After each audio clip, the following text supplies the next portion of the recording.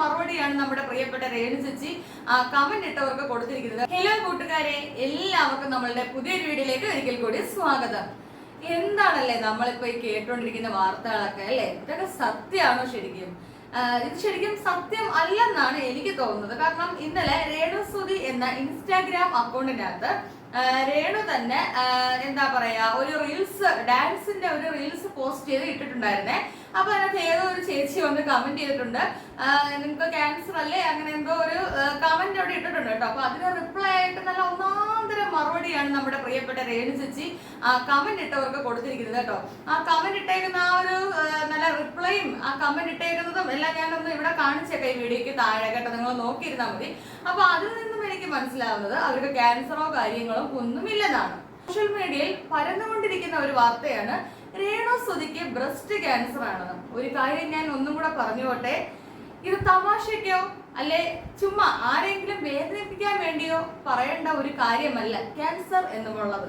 അത് അനുഭവിക്കുന്നവർക്ക് മാത്രമേ ക്യാൻസർ എന്താണെന്നും അതിന്റെ വേദനകൾ എന്താണെന്നും മനസ്സിലാവൂ. ക്യാൻസർ എന്നല്ല, ഒരു പല്ലുവേദന തന്നെ ആയാലും അത് വരുന്നവന് മാത്രമേ ചുരുക്കി പറഞ്ഞാൽ അതിന്റെ വേദനയും അതിന്റെ ആഴവും എത്രയുണ്ടെന്ന് നമുക്ക് മനസ്സിലാക്കാൻ പറ്റത്തുള്ളേ.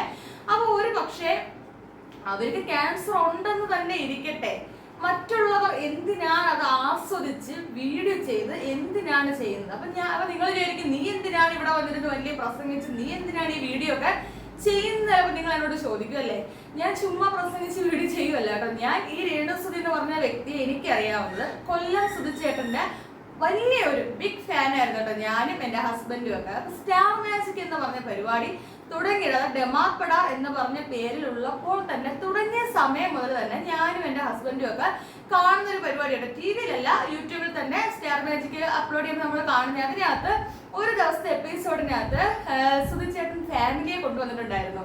അപ്പൊ കൊണ്ടുവന്നപ്പോ കിച്ചും ഋതപ്പനും ഈ രേണു ചേച്ചിയും എല്ലാരും ഉണ്ടായിരുന്നേ. അപ്പോഴ് എനിക്ക് ഇപ്പോഴും നല്ല ഓർമ്മയാണ് കേട്ടോ, ആ ഒരു വിഷ്വല് എന്റെ മുമ്പിൽ നല്ല ഓർമ്മയാണ്. കൊണ്ടുവന്നിട്ട് അവർ പറഞ്ഞ എന്താണെന്ന് ചോദിച്ചാൽ, സുധിച്ചേട്ടൻ പറഞ്ഞ എന്താണെന്ന് ചോദിച്ചാൽ, ഇതെന്റെ വാവക്കുട്ടനാണെന്ന് കേട്ടോ. ശരിക്കും ആ വീഡിയോ കണ്ടുകൊണ്ടിരുന്നപ്പോ എന്റെ കണ്ണൊന്നും നനഞ്ഞു. അത്രയ്ക്കും ടച്ചായിട്ടാണ് ആ മനുഷ്യൻ പറഞ്ഞത് ഇതെന്റെ വാവക്കുട്ടനാണെന്ന്. അപ്പം അത്രയും പാവമായിട്ട്, എന്താ പറയാ, അത്രയും ഒരു സ്റ്റേജില് ഒതുങ്ങി പാവമായിട്ട് നിന്നൊരു രേണു സുധിയാണ് കൊല്ലം സുധിയുടെ മരണത്തിന് ശേഷം നമ്മള് കണ്ടത്. അതുപോലെ ഈ കൊല്ലം സുധിച്ചേട്ടന്റെ മരണ വാർത്ത അറിഞ്ഞ ആ ഒരു സമയത്ത് എന്ന് പറഞ്ഞാൽ ഞാൻ രാവിലെ ഒരു ദിവസം എഴുന്നേറ്റ് നോക്കിയപ്പോ ഫോണിനകത്തൂടാണ് കേട്ടോ ഞാൻ ഈ ഒരു ന്യൂസ് കണ്ടത്. സ്റ്റാർ മാജിക്കിലെ ഏറ്റവും ഫേവറേറ്റ് ഉള്ളത് ഇപ്പൊ നമ്മുടെ കൊല്ലം സുധിച്ചേട്ടൻ, അതുപോലെ നമ്മുടെ അസീസിക്ക, ബിനു അടിമാലി ചേട്ടൻ, അനുമോള്, ശ്രീവിദ്യ, ഇവരൊക്കെ ആയിരുന്നു കേട്ടോ. അപ്പൊ ഞങ്ങളാണെ മുട്ടങ്ങാതെ കാണുന്ന ഒരു പ്രോഗ്രാമാണ്, നമ്മൾ ഡെയിലി കാണുന്ന പ്രോഗ്രാം. അപ്പോഴങ്ങനെ ഇരിക്കുമ്പോൾ ആ ഒരു പ്രോഗ്രാമിൽ പെട്ടെന്ന് കൊല്ലം സുധിച്ചേട്ടൻ മരിച്ചുപോയി എന്നൊരു ആക്സിഡന്റ് വാർത്ത കേട്ടപ്പോ എന്റെ മനസ്സിൽ സത്യം പറഞ്ഞതെന്നറിയോ, രേണു ചേച്ചിയുടെ ആ ഒരു മുഖമാണ്. കാര്യം എന്റെ വാവക്കുട്ടൻ എന്ന് പറഞ്ഞപ്പോ ആ നിൽക്കുന്ന ആ ഒരു ഫീലാണ് എന്റെ ഒരു മനസ്സിൽ കേട്ടോ.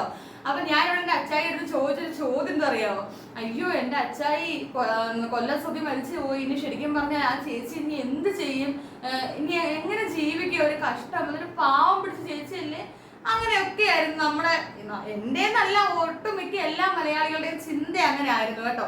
അപ്പൊ എനിക്കത് ഭയങ്കര ഇഷ്ടവുമായിരുന്നു. പിന്നെ അവര് റീൽസ് ചെയ്യാനും അങ്ങനെ ഓരോ ഷോർട്ട് ഫിലിമും ഒക്കെ ചെയ്ത് തുടങ്ങിയപ്പോഴും പലരും നെഗറ്റീവ് പറഞ്ഞെങ്കിലും അന്നേരം ഞാൻ അവരെ സപ്പോർട്ട് ചെയ്തോണ്ടിരിക്കുവായിരുന്നു കേട്ടോ. കാര്യം എങ്ങനെയെങ്കിലും ജീവിച്ച് പോയിക്കോട്ടെ, ചിലപ്പോൾ അവർക്ക് അതിനകത്തൊരിതാണ് ഒരു ഇൻട്രസ്റ്റ് ഉണ്ടെങ്കിൽ അങ്ങനെ ജീവിക്കട്ടെ എന്നാണ് നമ്മൾ വിചാരിച്ചത്. പൊന്നെ, ഇൻസ്റ്റാഗ്രാമിൽ ഒരു സബ്സ്ക്രിപ്ഷൻ എന്ന് പറഞ്ഞൊരു സാധനം തുടങ്ങി. പലരുടെയും വിചാരം ഈ സബ്സ്ക്രിപ്ഷൻ എന്ന് പറഞ്ഞാൽ അതിനകത്ത് പോയിട്ട് നമ്മുടെ ശരീരഭാഗങ്ങൾ കാണിക്കുക എന്നാണെന്ന് തോന്നുന്നു പലരുടെയും ഒരു വിചാരം കേട്ടോ.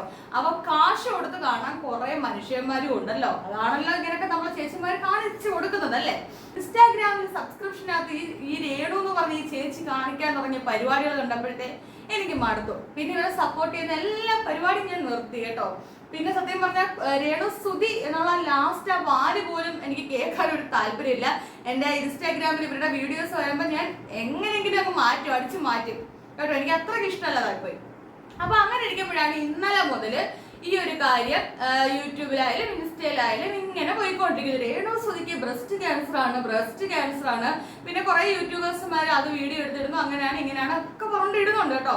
അപ്പോഴും എന്റെ മനസ്സിൽ വീണ്ടും ഒരു തീ കത്തി കേട്ടോ. കാര്യം ഒരു കുഞ്ഞിന്റെ അമ്മയാണ് ഋതപ്പൻ എന്ന് പറഞ്ഞ കുഞ്ഞൊരു കൊണ്ട്. അപ്പൊ അവർ എന്ത് തന്നെ കാട്ടിയാലും ആ ഒരു അച്ഛനില്ല, ഒരു അമ്മയും കൂടി ഇല്ലാതായ ആ കുഞ്ഞിന് എന്താ പറയാ. എന്റെ അച്ഛൻ എന്ന് പറഞ്ഞാൽ ഞാൻ 8ാം ക്ലാസ്സിൽ പഠിച്ചപ്പോൾ മരിച്ചതാണ്. അപ്പൊ ഒരു അച്ഛനില്ലാത്ത വിഷമം നമുക്ക് അറിയാം. പിന്നെ എന്റെ അമ്മ എന്ന് പറഞ്ഞാൽ അത്രയും കഷ്ടപ്പെട്ട് തന്നെയാണ് എന്നെ വളർത്തിയത്. മാന്യമായിട്ട് ജോലി ചെയ്ത് മാന്യമായിട്ട് കഷ്ടപ്പെട്ടാണ് എന്റെ അമ്മ എന്നെ വളർത്തിയത്. അപ്പൊ അതൊരു കാര്യം. ഇനി നമുക്കൊക്കെ ആണെങ്കിൽ കൂട്ടുകാർ ഒരു കാര്യം കൂടെ ഞാൻ എടുത്ത് പറഞ്ഞോട്ടെ. നമുക്കൊക്കെ ആണെങ്കിൽ കയറി കിടക്കാൻ സ്വന്തമായിട്ട് ഒരു കൊച്ചു കുടിലും മതിയെന്നേ.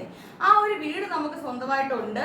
പിന്നെ നമുക്ക് ജോലി ജീവിക്കാനുള്ള ആരോഗ്യം കൂടെ ഉണ്ടെങ്കിലുണ്ടല്ലോ, പിന്നെ നമുക്ക് എന്തിനാണ് മറ്റു പരിപാടികൾ, നമ്മൾ ആരെയും നോക്കേണ്ട ആവശ്യമില്ല. കാര്യം നീ ഇവിടുന്ന് ഇറങ്ങിപ്പോ എന്നാരും പറയത്തില്ല. നമുക്ക് ധൈര്യമായിട്ട് ആ വീട്ടിൽ കയറി കിടക്കാം. അങ്ങനെ ഒരു ഉറപ്പുള്ള ഒരു വീട് കൊണ്ട് നമുക്ക് നമ്മളെ കൊണ്ട് പറ്റുന്ന ഏത് തൊഴിലും ആയിക്കോട്ടെ, അതിനകത്ത് നമ്മുടെ ശരീരഭാഗങ്ങൾ കാണിക്കാത്ത അങ്ങനെയുള്ള തരത്തിലുള്ള തൊഴിലല്ലാതെ മാന്യമായിട്ട് ജീവിക്കുന്ന 10 കാശ് കിട്ടുന്ന ഏതൊരു തൊഴിലായാലും നമുക്കത് സംതൃപ്തിയല്ലേ. അപ്പൊ ഞാനും വിചാരിച്ചോട്ടെ, ഇവർക്ക് ആ പള്ളിയിലച്ഛനൊക്കെ സ്ഥലവും കൊടുത്ത് ഫിറോസ് എന്നൊക്കെ പറഞ്ഞ ആള് വീടും വെച്ച് കൊടുത്തപ്പോൾ ഞാൻ വിചാരിച്ചു അയ്യോ നമുക്കൊരു സമാധാനമായി, നമുക്ക് എന്തോ കിട്ടി കണക്കായി പോയി കേട്ടോ.